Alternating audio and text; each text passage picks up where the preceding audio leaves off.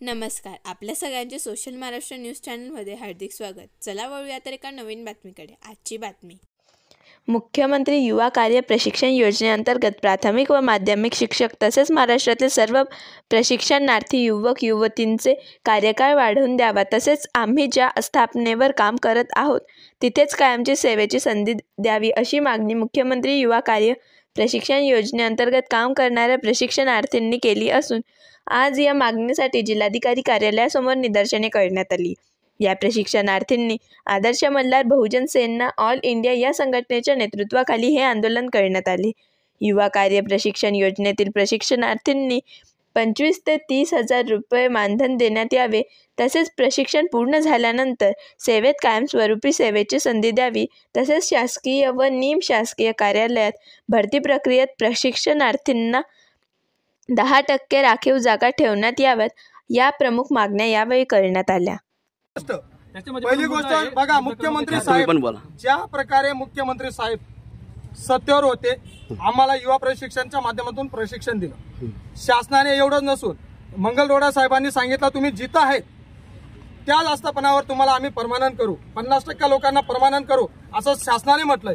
एवढंच नसून मुख्यमंत्री साहेब ज्यावेळेस सत्तेवर आले त्यावेळेस सुद्धा त्यांचं एक म्हणणं आहे, देवेंद्र फडणवीस साहेबांनी सांगितलं की आम्ही लाडका भाऊ लाडक्या बहिणी आणि शेतकऱ्यांच्या परिपूर्ण मागण्या पूर्ण करू।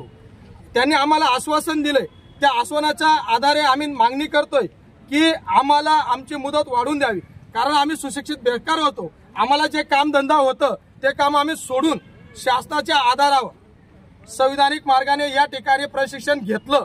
आम्हाला गेल्या 4 महिन्यापासून काही मित्रांना पगार सुद्धा भेटलेला आहे, म्हणजे मानधन भेटलं नाही। तर शासनाला एकच सांगतो, आमचं वेळेवर मानधन द्यावं। एवढंच नसून आमचं मुदत वाढवून द्यावी, आणि मुदत वाढवल्यानंतर आम्हाला आमचं जे 10,000वर तुटपुंजी मानधन देत आहे, तर 10,000च्या जागेवरती आम्हाला 25 ते 30 हजार मानधन करावं असं सगळ्यांना विनंती करतो।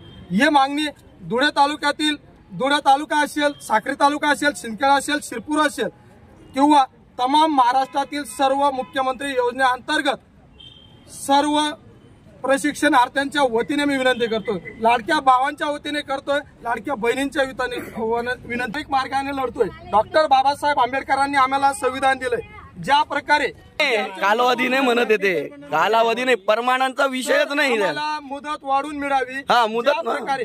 ज्या प्रकारे संविधानामध्ये बघा, वस्ती शाळेतल्या काही शिक्षक लागले होते आणि त्या शिक्षकांना सुद्धा शासनाने मुदत वाढवून दिली। एवढंच नसून त्यांना परमानंट केलं। बातमी आवडल्यास चॅनलला लाईक व सबस्क्राईब करा व दररोज अशा नवनवीन बातम्या पाहण्यासाठी चॅनलला फॉलो करा। धन्यवाद।